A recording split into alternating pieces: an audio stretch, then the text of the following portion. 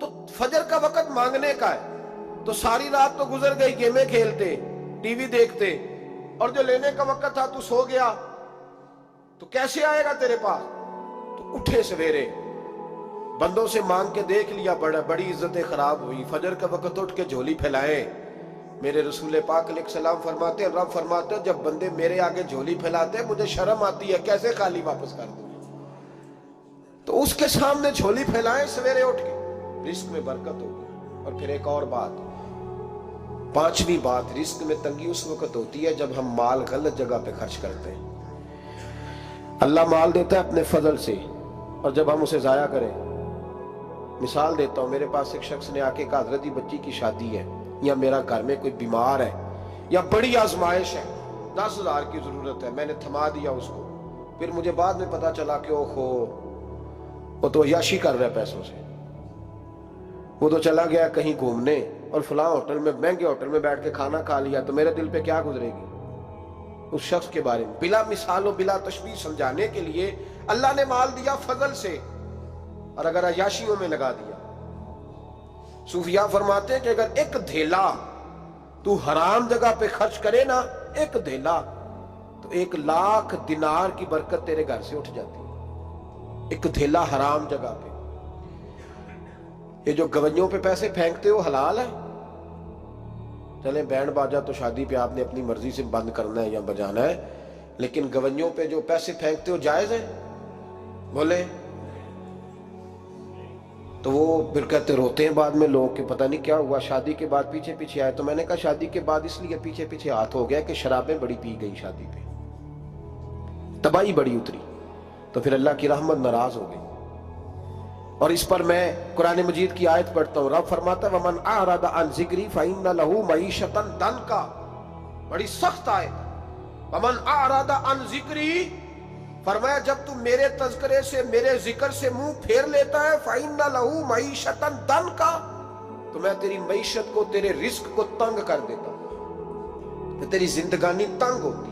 اور جس کی زندگی اللہ تنگ کرے اس کی کوئی کھول سکتا ہے؟ کہتے ہیں بڑی جگہوں پہ گیا ہوں، بڑی پھوکے مروائی، بڑے دم کرائے، حالات صحیح نہیں ہوتے، تو مسجد آ کے توبہ کر۔ وہ کہہ رہا فَإِنَّ لَهُ مَعِيشَةً ضَنْكًا، اعلان ہے قرآن پاک کا کہ جب تو میرے ذکر سے منہ پھیرے گا، روٹی میری کھائے اور پیسے لے کے عیاشی کرے، مسجد آئی نا۔ حکم تو یہ ہے کہ جتنی جتنی نعمت بڑھتی جائے سجدے بڑھنے چاہیے، لیکن ہم لوگ سجدے کم کرتے جاتے ہیں، فرض نماز بھی نہیں پڑھتے، پھر رزق تنگ ہوتا ہے، پھر اللہ کے عدل کا نظام چلتا ہے، پھر خرابی ہوتی ہے۔ اس لیے یاد رکھیں قرآن مجید نے حکم دے دیا کہ اگر چاہتے ہو کہ رزق میں برکت ہو تو پھر رزق دینے والے کے آگے جھک جاؤ، پھر رزق دینے والے کے آگے جھکو۔ تو مالی پریشانی کا بہت بڑا سبب یہ ہے کہ ہم مسجد کی طرف نہیں آتے، دین کی طرف نہیں آتے، پیسہ ناجائز جگہ پہ خرچ ہوتا ہے۔ آپ یقین کریں مسجدوں کا حال خستہ ہے، مدارس کا حال قابل رحم ہے، قابل رحم حالت ہے مدارس اسلامیہ کی، اور لوگ پیسہ کہاں خرچ کرتے ہیں؟ میں تو یہ روتا رہتا ہوں، ہر جگہ روتا ہوں۔ میں دنیا کے کسی پاکستان کے کونے میں بیٹھتا ہوں تو روتا ہوں۔ ایکٹر پل گئے، اور اہل سنت کا تو ویسے اللہ حافظ ہے، قوالوں کی کوٹھیاں دیکھنے کے قابل ہے، اور نعت خواں جو سر سیکھتے ہیں رات کو کہیں بیٹھ کے اور صرف آواز سریلی ہے، ان کے مکان پجاروں دیکھنے کے قابل ہے۔ اور جس شخص نے ساری زندگی رسول اللہ کا دین پڑھایا، ساری زندگی، شیخ الحدیث مزاج کے لوگ ہیں جن کی بیٹیوں کی شادیاں بھی ہونے والی ہیں۔ مدارس کے بچے موٹے کپڑے پہن کے گرمیوں میں گھومتے ہیں، موٹے کپڑے، اور کوئی چودھری اگر کبھی دینے آتا ہے نا کسی مدرسے میں پیسے، تو کہتا ہے جی وہ میں نے 50,000 روپیہ خرچ کرنا ہے، تو کوئی جگہ کوئی کام بتائیں کون سا ہونے والا ہے۔ میں کہتا تو لہجہ کہا رہی، یہ کام بتائیں۔ اب کسی امام کی بیٹی کی شادی ہونے والی ہے تو پہلے تجھے جا کے بتائیں کہ وہ اس کو ہم نے خرچ کرنے، کہتے نہیں وہ میرا اعتبار نہیں، تو اعتبار نہیں تو جا دوڑ جا۔ یہاں کوئی بھوکے ننگے لوگ بیٹھے، یہ رسول اللہ کا نام لیتے ہیں، اور جو مصطفیٰ کا نام لیتے ہیں رب انہیں اتنا نوازتا ہے کہ کہیں کوئی کمی باقی نہیں رہتی۔ وہ کمال کر دیتا ہے جب وہ دیتا ہے۔ دروازہ رسول سے جسے ملتا ہے، میرے اعلیٰ حضرت بول کے کون دیتا ہے؟ دینے کو منہ چاہیے، دینے والا ہے سچا، دینے والا ہے سچا میں بہت دور تھا پنجاب کے کونے میں، تو محفل سے فارغ ہوا تو 5,000 کے نا 4 نوٹ ایک چودھری سامنے علیحدہ علیحدہ کر کے، اس طرح شادیوں پہ نہیں دیتے 2,000 دا بکھرا بکھرا کرنا نظر آوے، انہوں نے کتے نہیں لگے کہ 1,000 ہی دے گیا، تو علیحدہ علیحدہ کر کے نا 4 نوٹ تو یوں کی حضرت صاحب یہ، میں نے کہا تو شاید مجھے جانتا نہیں، پتہ نہیں میں کون ہوں۔ اس نے کہا کیا مطلب؟ میں نے کہا مجھے بڑی مسجدوں میں لوگوں نے کہا آ جاؤ، میں نے کہا وہاں رہنا ہے جہاں مسجد بھی ہو اور اللہ کی دی ہوئی عزت بھی ہو، بڑے اداروں میں تو باتیں بڑی سننی پڑتی ہیں، تو سمجھا ہی نہیں ہمیں، تو نے یہ کس طرح کی بات کر دی، اس کو اٹھا کے لے جا، غیرت ہے بڑی چیز جہاں نے تگ و دو میں، پہناتی ہے یہ فقر کو تاج سردارا۔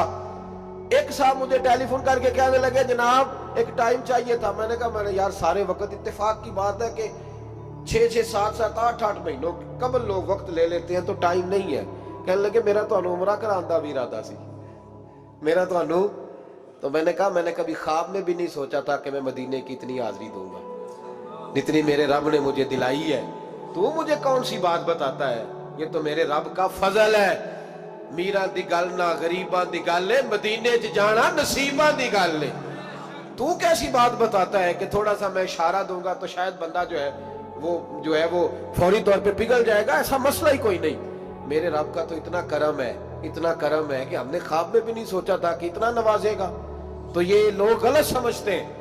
میں اپنے مدرسے کے طالب علموں کو کہتا ہوں زندگی میں سب سے اچھا کھانا اللہ تمہیں دے گا، اور سب سے زیادہ اچھا کپڑا اللہ تمہیں دے گا، سب سے اچھی گاڑی اللہ تمہیں دے گا، بس ایک شرط ہے ساری زندگی محمد عربی کے وفادار رہنا، رسول اللہ کے نظام سے حضور کے طریقے سے کبھی غداری کبھی نہ کرنا، بڑا نوازے گا، اور اتنا نوازے گا تم نے کبھی سوچا بھی نہیں ہوگا۔ تو یاد رکھیں اللہ رزق میں برکت دیتا ہے، لیکن اس وقت جب ہم اپنی زندگی حقیر کرتے ہیں نا، اب جہاں آنے لگا ہوں وہاں آپ کو لانا چاہ رہا ہوں، ہم پتہ کیا کرتے ہیں، ہاتھ پھیلاتے ہیں، بڑے بڑے رئیس اعظم ہو کے لوگ ہاتھ پھیلاتے ہیں، اگر آپ ناراض نہ ہو تو ایم این اے نے بھی انویسٹر رکھے ہوتے ہیں، ایم پی اے کا بھی انویسٹر، وہ بھی فون کرتا ہے کہ اتنی فلیکس تیرے ذمے ہے، اتنے تیرے ذمے۔ یہ مت سمجھے کہ مانگنے والا چھوٹا طبقہ ہے، یہاں بڑے بڑے لوگ ہیں، یہاں تو پولیس افسر بھی دکان پہ آ جائے تو دکاندار پریشان ہوتا ہے کہ یہ مفت ہو رہا ہے، یہ پیسے نہیں دے گا۔ تو یہاں مانگنے کے سٹائل بڑے بڑے نرالے ہیں، بڑے بڑے انوکھے، ناراض نہ ہوئیے گا، سب کی بات نہیں کر رہا، لیکن اللہ ماشاءاللہ اکثر کی بات کر رہا ہوں۔ اب میرے نبی پاک صلی اللہ علیہ وسلم نے درس دیا، فرمایا زندگی میں ہاتھ نہ پھیلانا، کبھی بھی زندگی میں کبھی بھی ہاتھ، مالی پریشانی کا حل بتایا، میرے حبیب فرمانے لگے یوں نہ کرنا ورنہ پھر دوبارہ ساری زندگی اس طرح نہیں ہو سکے گا۔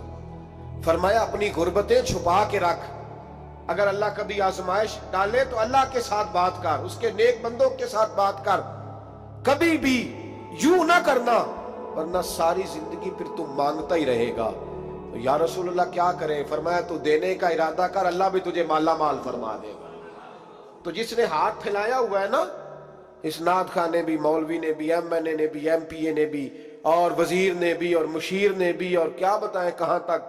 ہمارا تو وزیر اعظم کسی ملک چلا جائے تو اگلا ملک پریشان ہو جاتا ہے کہ شاید کچھ لینے آیا ہے۔ جن کو آج یوم پاکستان ہے، پاکستان مانگنے کے لیے نہیں بنا تھا، یہ دینے کے لیے بنا تھا، یہ تو دینے کے لیے بنا تھا۔ یہ تو وہ سلطنت بنائی گئی تھی جو درویشوں نے قائم کر دی، اور اس ملک کو بھکاری بنا دیا ہے، لیکن ہم پھر بھی مایوس نہیں۔ یہ مٹی بڑی حسین ہے، انشاءاللہ تعالی یہاں سے ایسے پھول کھلیں گے کہ ساری دنیا کو خوشبو جائے گی۔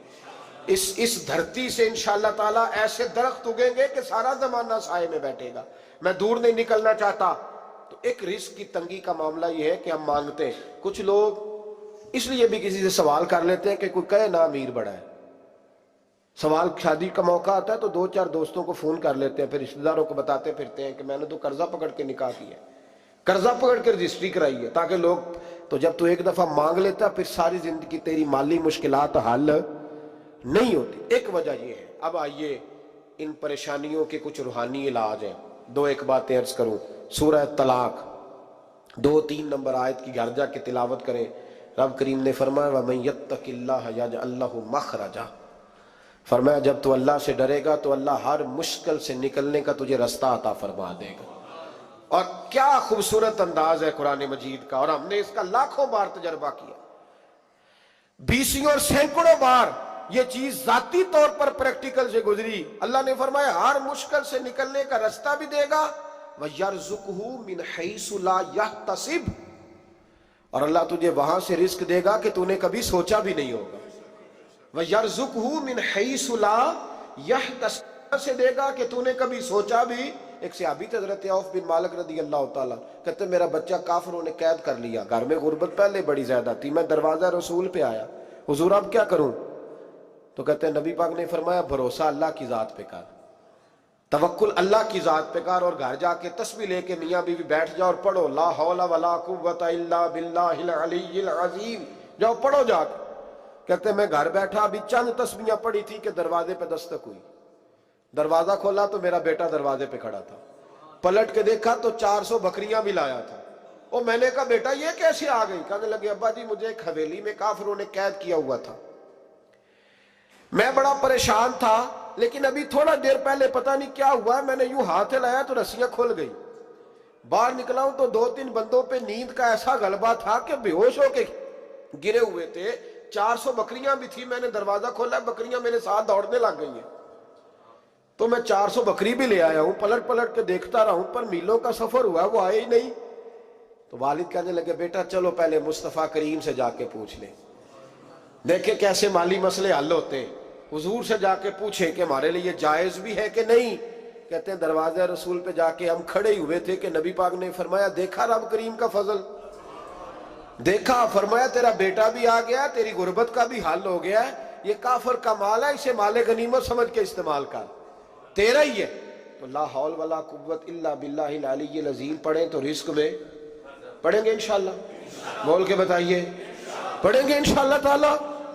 لیکن سنی قوم تویز پہ لگ گئی ہے, کہتے ہیں وظیفہ پڑھنا پڑتا ہے, آپ لکھ کے دیں گلے میں ڈالنے کے لیے تاکہ وہ ڈالتا جاؤں اور میرے اوپر پیسوں کی بارش ہوتی جائے. وظیفہ پڑھیں, وظیفہ پڑھیں. سنیں ایک اور وظیفہ سنیں, امام قرطبی نے تفسیر قرطبی میں لکھا رزق کی برکت کا وظیفہ. امام قرطبی نے لکھا ہے حضرت انس بن مالک رضی اللہ تعالیٰ عنہ کہتے ہیں ایک شخص حضور کی بارگاہ میں آیا, کہا یا رسول اللہ صلی اللہ علیہ وسلم غربت بڑی ہے, بڑا دکھی ہوں, بڑا پریشان ہوں. تو حضور نے وظیفہ بتایا, فرمایا جب بھی گھر جاؤ نا گھر والوں کو سلام کہنی ہے, السلام علیکم, یعنی کب کہنی ہے؟ جب بھی جاؤ. کب کہنی ہے؟ یعنی گھر سے نکلے ماچس لینے کے لیے, واپس آ کے کہنا السلام علیکم. پھر گھر والوں نے کہا ہو یاد نہیں رہا تھا, وہ تو چینی بھی ختم ہو گئی ہے. پھر گئے چینی لینے تو واپس آ کے پھر السلام علیکم. انہوں نے کہا خو ناراض نہ ہوئیے گا, پتی بھی نہیں چائے کی. اب واپس گئے تو پھر واپس آ کے کیا کہنا ہے؟ تو نبی پاک صلی اللہ علیہ وسلم نے فرمایا جب بھی گھر جا السلام علیکم کہے اور 3 دفعہ سورۃ اخلاص پڑھ دے. اور سورت بھی وہ بتائی جو سب کو آتی ہے, قل هو اللہ احد اللہ الصمد لم یلد ولم یولد ولم یکن لہ کفوا احد. 3 دفعہ یہ پڑھ دے. صحابی بڑے سیانے تھے, بڑے مسئلے حل کرتے تھے ہمارے, فٹافٹ بول پڑے وہ صحابی, کہنے لگے حضور میری تو چھوٹی سی فیملی ہے, کئی دفعہ بچے گھر نہیں ہوتے, ننھیال گئے ہوتے ہیں, تو پھر کیا کروں؟ حضور نے فرمایا جب گھر میں کوئی نہ ہو تو اپنے نبی پہ درود و سلام پڑھ دینا, تیرے نبی کا کرم تو تیرے گھر میں ہوگا نا. حضرت انس بن مالک رضی اللہ تعالیٰ عنہ فرماتے ہیں کہ ہم انتظار میں تھے کہ بندہ واپس آئے اور رزلٹ بتائے. کہتے ہیں وہ کچھ دنوں کے بعد واپس آئے تو عجیب بات کی انہوں نے. ہمسایوں سے کئی دفعہ بندے کی نہیں نا اتنی بنتی, اور کئی دفعہ لگتا ہے کہ میرا ہاتھ اوپر ہی رہے, یہ کہیں مجھ سے تگڑے نہ ہو جائے. کہتے ہیں وہ آئے تو نبی پاک صلی اللہ علیہ وسلم نے کہا کیا حال ہے تیرا؟ تو عرض کرنے لگے یا رسول اللہ صلی اللہ علیہ وسلم وظیفہ تو میں نے اپنے لیے پوچھا تھا اور میرے تو ہمسائے بھی امیر ہو گئے. حضور وہ تو میں نے اپنے لیے پوچھا تھا اور میرے دائیں بائیں والے لوگوں کو بڑی برکت ہوئی ہے. تو میرے محبوب مسکرانے لگے. حضور فرمانے لگے گویا برکتیں تیرے گھر میں جب برسی ہیں تو چھن چھن کے ان کا فیض اللہ نے تیرے ہمسایوں کو بھی عطا فرمائے. مشکل تو نہیں وظیفہ, کیا کرنا ہے؟ نہیں تو نہیں آکھنا مشکل لگتا مجھے, تسی کر دینا سلام لو, تسی کہنا بندے اسی ہیں تے سلام اسی لویے, تسی لو جاؤ کے دوبارہ. گھر جا کے کیا کرنا ہے؟ چلے کچھ نہ کچھ 55% بولے ہی ہیں ماشاءاللہ. کیا کریں گے؟ السلام, اور پھر کیا پڑھنا ہے؟ سبحان اللہ. 3 دفعہ سورۃ اخلاص پڑھ دیں, فرمایا اللہ برکت پیدا کر دے گا. اب سنیں, ایک دوست آئے, کہنے لگے حضرت جی بڑے پیروں کے پاس گیا ہوں، مالی مسئلہ حل نہیں ہوتا. تو میں نے کہا میں تجھے نبی پاک کی بارگاہ میں نہ لے جاؤں، پیروں کے پیر کے پاس نہ چلے جائیں. میں نے کہا سن تیرا مالی مسئلہ حضور حل کر دیتے. مشکات میں حدیث ہے، ایک صحابی نے کہا حضور غربت ہے، فرمایا روز رات کو سورت واقعہ پڑھ، تیرے گھر میں فاقہ نہیں آئے گا. اور یار بتاؤ، جب نبی پاک نے کہہ دیا نہیں آئے گا تو آئے گا، حضور نے کہہ دیا نہیں آئے گا تو آئے گا، اللہ اکبر، آ ہی نہیں سکتا. تو وہ والا وظیفہ پڑھ جو مصطفیٰ کریم نے بتایا ہے. اور رب کریم کی بارگاہ میں گویا نیت ہو کہ یا اللہ میں کوئی خود تو نہیں نہ پڑھ رہا، تیرے نبی نے بتایا ہے، سورت واقعہ پڑھ، تیرے گھر میں فاقہ. حضرت عبداللہ ابن مسعود رضی اللہ تعالیٰ عنہ بیمار ہو گئے، شدید بیمار، اور بیٹیوں کے باپ تھے، بیٹیاں زیادہ تھیں. حضرت عثمان غنی رضی اللہ تعالیٰ عنہ کا دور خلافت تھا. جناب عثمان غنی تیمارداری کرنے آئے اور کہنے لگے عبداللہ آپ بڑے بیمار ہیں، ابن مسعود آپ بڑے علیل ہیں، کچھ پیسے نہ بھیج دوں خزانے سے؟ تو حضرت ابن مسعود کہنے لگے ضرورت نہیں. کہا آپ کی بیٹیاں ہیں کام آئیں گے. تو آپ فرمانے لگے میں نے بیٹیوں کو خزانہ دے دیا ہے. کہا کیا خزانہ دیا ہے؟ کہنے لگے میں نے اپنی بیٹیوں کو پابند کر لیا ہے، وہ رات کو روز سوتے وقت سورت واقعہ پڑھ کے سوتی ہے. تو نبی پاک نے کہا فاقہ نہیں آ سکتا، تو لہذا میری بیٹیوں پہ کبھی فاقہ نہیں آ سکتا. تو روز یہ تو کہتے ہو داماد جی سے کہ بھئی آپ مہربانی کرو، کو خرچہ بڑھاؤ، بچی بڑی پریشان ہے، تو بچی کو بھی ایک خزانہ دے دو، اس کو بیٹے روز رات کو سورت واقعہ پڑھا کر. رات سورت واقعہ پڑھے، صبح سورہ ملک پڑھے، دن کے وقت سورت بقرہ پڑھے. میرے نبی پاک صلی اللہ علیہ وسلم نے فرمایا جس گھر میں سورت بقرہ پڑھی جائے، جن تو کیا شیطان بھی دوڑ جاتا ہے. تو کوئی جادو اثر کر سکتا ہے؟ تو ان وظیفوں پہ عمل کریں جو نبی پاک صلی اللہ علیہ وسلم نے ہمیں عطا کیے ہیں. حضور غوث پاک نے بھی ایک وظیفہ بتایا ہے، وہ بھی بتا دوں آپ کو. غوث اعظم رضی اللہ تعالیٰ عنہ کی خدمت میں ایک شخص آیا، اس نے کہا حضور بڑی تجارت کرتا ہوں، کام نہیں چلتا. فرمانے لگے اب تو اللہ سے تجارت شروع کر دے. کیا مطلب؟ فرمانے لگے 10 کمائے تو ایک اللہ کے رستے میں دے، رب کریم اس کے بدلے میں تجھے 70 عطا فرمائے گا. اس نے کہا حضور اس طرح کروں؟ فرمایا تو یہ کر کے دیکھ، عبد القادر جیلانی وعدہ کرتا ہے اللہ تیری مدد کرے گا. غلام کہتے ہیں وہ 6 مہینے کے بعد آیا. پہلے جب آیا تھا تو پیدل آیا تھا، 6 ماہ کے بعد آیا تو 6 اونٹ تھے اس کے پاس، اور آ کے حاضر ہوا. تو کہنے لگا حضور زندگی پتہ نہیں کہاں گزار دی، کاروبار کا تو مزہ ہی اب آیا ہے، اب مزہ آیا ہے کاروبار کرنے کا، اب مزہ آیا ہے. کہ 10 میں سے 1 دیتا ہوں، پتہ نہیں کتنا مہربان ہے. اور یہ آیت ہے وَيَرْزُقْهُ مِنْ حَيْثُ لَا يَحْتَسِبُ، تجھے وہاں سے دے گا کہ تیرا کبھی گمان بھی نہیں گیا ہوگا. روحانی معاملات کو بھی ضرور شامل حال رکھیں، اور مال مانگے اس سے جو بے حساب دیتا ہے، دنیا داروں سے نہیں مانگے، اس سے مانگیں جو دیتا ہے تو پھر بے حساب ہی دیتا ہے. دعا کرتا ہوں